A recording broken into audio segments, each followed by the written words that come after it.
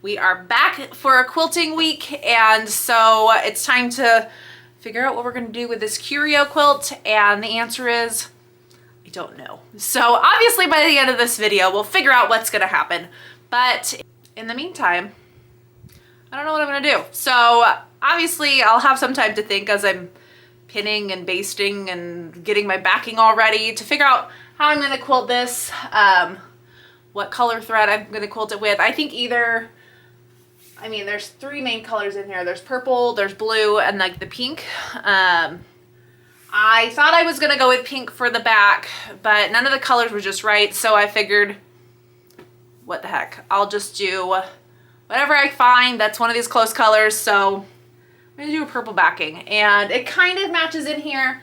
And I felt like I could get away with a purple backing, not just because this is right here, but it's not the exact shade of purple. But since I'm going to be binding with that like Dixie cup fabric, as we're lovingly calling it, that's going to be what's touching this backside. So if it's not a perfect match to the Fairy Frost, who's going to care? Not me. So I'm going to go piece my back, play with some batting to figure out if I have strips that are big enough or if I need to get total Frankenstein on it. So while that's all happening, I'll be pondering how I'm gonna quilt this. I don't know if it needs something angular, something kind of more modern, I don't know. Maybe I'll just throw like cats or dinosaurs on it and call it good. I don't know.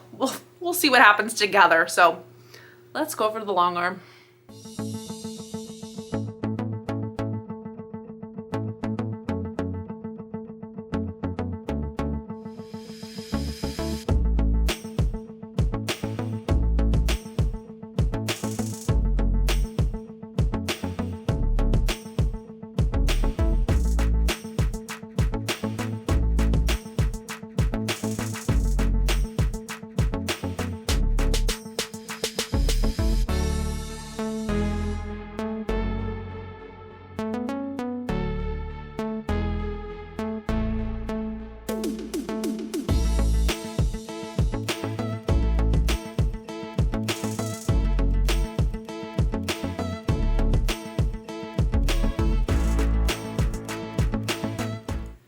Okay, so the Curio quilt is all basted in, and I was really stumped on this one in a lot of ways. So we've got our purple in the back.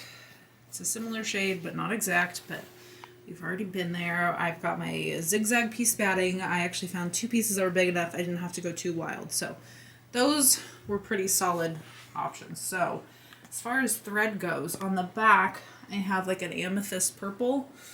And then we're going to go with this blue on the top. It's, I think, called Chill. Both are by Glide.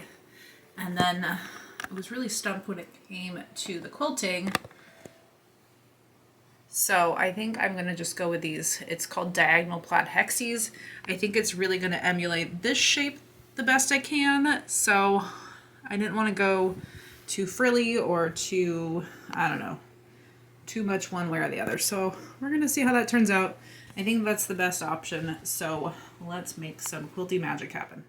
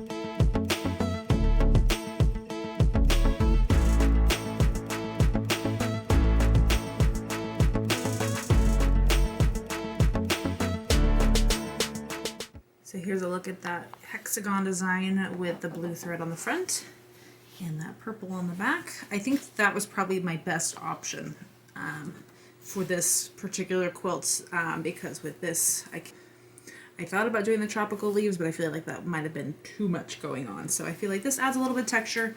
I probably could have gone a little bit smaller, but now it is time to trim this up and put some binding on and give you the grand reveal.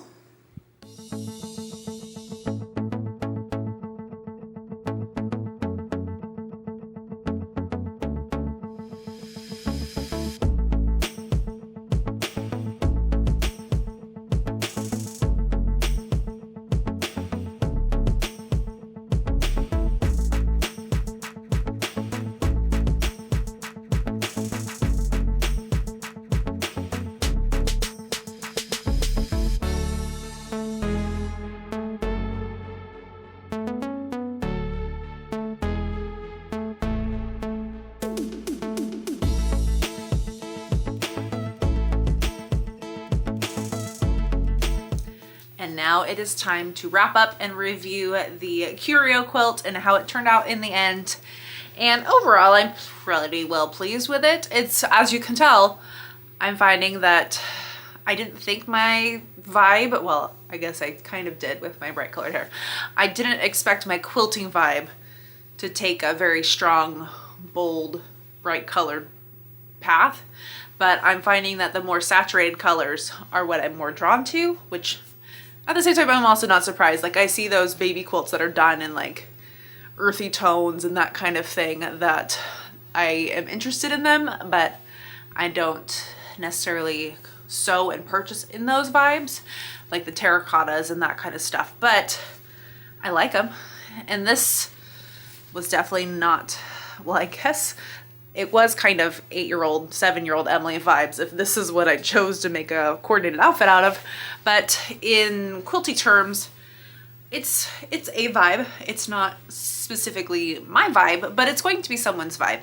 I think the same color for the binding, that like Dixie cut fabric, I think that is what is helping it kind of pull it all together, and it still keeps the binding soft and like not competing with this, where if I had done like another purple or another like dark solid color for my binding, it may have contrasted a lot. But I think having that soft binding on the edge kind of helps tie it all together. With the quilting, I thought I went small enough, but if I was to do this design and this pantograph again, because I feel like the pantograph's a good fit, but I probably would have gone even smaller, which is usually not my vibe. This was a lot of not Emily vibes, apparently. So I would have done it so that this center piece is a little bit smaller. Maybe even the size that it was on my bee pillow, but all in all, it's cute, it's fun. It's very purpley. So let's go ahead and take a look at the final reveal photos and a quilt drop so that you can ooh and ah at this quilt in all its entirety.